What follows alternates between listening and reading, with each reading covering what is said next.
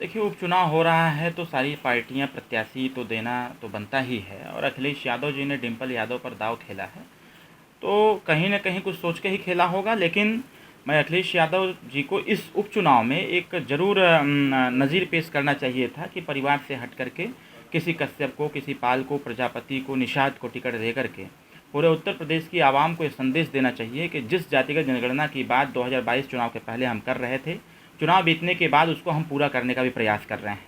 जिस कश्यप बिंद केवट मल्लाह निषाद पाल प्रजापति अर्कवंशी का गणना नहीं किया जाता है, ऐसे अखिलेश यादव जी को इस बात को समझना चाहिए। और इसमें सबसे बड़ा काम अगर किसी ने किया है तो माननीय ओम प्रकाश राजभर जी ने जब से घोषणा किया है तब से हर तरफ एक ही चर्चा है कि कश्यप को टिकट देने का मतलब ये है कि कश्यप की बाहुल्यता वहाँ पर है।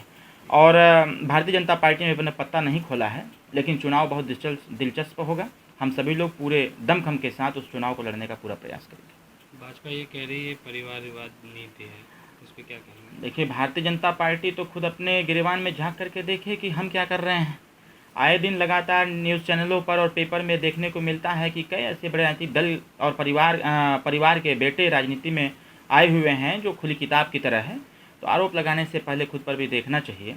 और मैं तो ये ज़रूर कहूँगा कि अखिलेश यादव जी को इस बार ज़रूर किसी न किसी ऐसे अति पिछड़े वर्ग को टिकट दे करके उत्तर प्रदेश और देश के नेताओं को संदेश देना चाहिए था कि जो एक दाग लग चुका है परिवारवाद का, उसे समाप्त करने का अच्छा मौका था। समाजवादी पार्टी के बड़े नेता कह रहे हैं इस बार एक बड़ी जीत होगी समाजवादी पार्टी की। वो तो हर बार कहते हैं।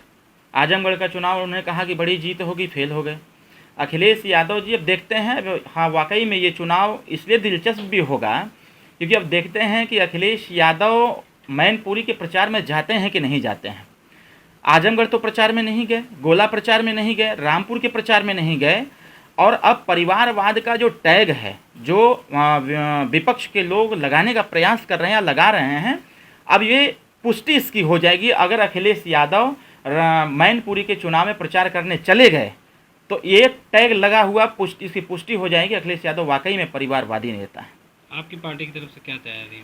हमारी पार्टी की तरफ से पूरी तैयारी है। हमारे कार्यकर्ता वहां उतर चुके हैं, कल प्रत्याशी की घोषणा भी हो गई है, संगठन का निर्माण भी वहां ऑलरेडी हो चुका है और सारे कार्यकर्ताओं की जिम्मेदारी भी दे दी गई है। सभी लोग पूरे मुस्तैदी से चुनाव लड़ने का कार्य करेंगे।